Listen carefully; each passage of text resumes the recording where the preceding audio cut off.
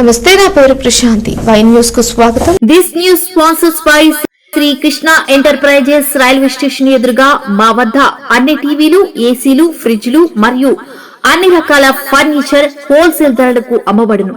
ఈ కృష్ణ ఎంటర్ప్రైజెస్ కు విచ్చేయండి. Railway station ఎదురుగా మెయిన్ రోడ్, తుని.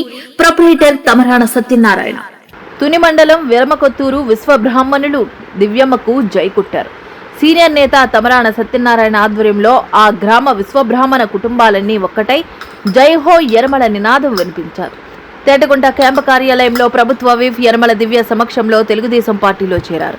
వీరందరికీ సీనియర్ నేతలు యరమల రాజేష్, చింతమనేడి అబ్బాయి పసుపు కండువాలు కప్పి తెలుగుదేశం పార్టీలోకి ఆహ్వానించారు. ఈ కార్యక్రమంలో తమరాణ వరలక్ష్మి, రామకృష్ణ, భోజంకి అప్పారావు తదితరులు పాల్గొన్నారు.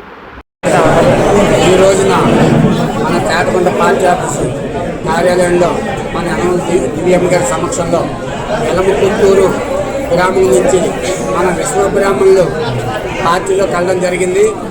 మన విశ్వబ్రాహ్మణుల కోరిక మేరకు మన వీరబ్రహ్మేంద్ర గారి స్వామి గుడి పెండింగ్ ఎప్పటి నుంచో ఉండిపోయింది.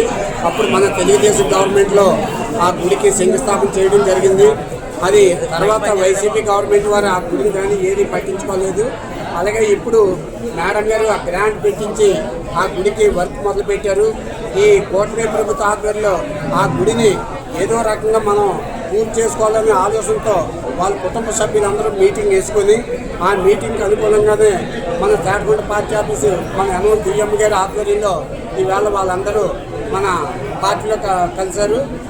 అందు గురించి వాళ్ళకి కావలసిన కార్యక్రమాలు ఏవైనా మన మేడం గారు అన్నీ చేసి పెడతారని ఆశిస్తూ వాళ్ళు మన పార్టీలో కలిసినందుకు వాళ్ళందరికీ వాళ్ళ కుటుంబ సభ్యులందరికీ శుభాకాంక్షలు తెలియజేస్తూ సెలవు తీసుకుంటాం.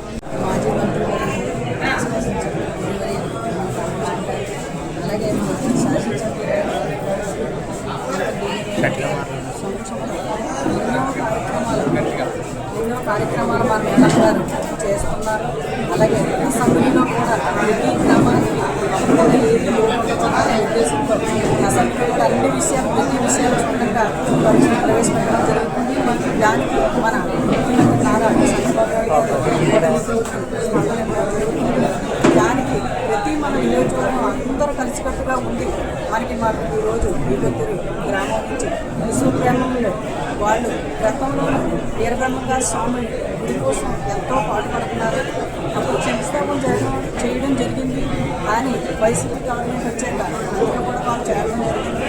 వాళ్ళు ఏమి పట్టించుకోవడంతో మళ్ళీ మన పార్టీలో వాళ్ళు ప్రతి కుటుంబం మాకు ఏదైనా న్యాయం జరగాలి, మా గుడి కోసం పోరాటం చేస్తున్నారు, అందుకు మీరందరూ ఏదైనా చేస్తారని మన మేడం గారి దగ్గరికి రావడం జరిగింది. వాళ్ళకి మన మేడం గారు మీరందరికీ నేను ఉన్నానని మన మేడం గారు కూడా చెప్పడం జరిగింది. వాళ్ళు ప్రతి ఇష్యూలో ఏ ఇష్యూలో కూడా చెందవలసిన అవసరం లేదు. మేడం గారు అన్ని విధాలుగా సపోర్ట్ చేస్తారు. అదే మన పార్టీ నాయకులు, కార్యకర్తలు ప్రతి ఒక్కరూ మనకు సపోర్ట్గా ఉన్నారు. వాళ్ళందరూ కార్యకర్తలు ప్రతి ఒక్కరికి కూడా సపోర్ట్ ఇచ్చినందుకు మీరందరూ కలిసికట్టుగా మనకు రావాలని కోరుకుంటూ అవకాశం ఇచ్చారు.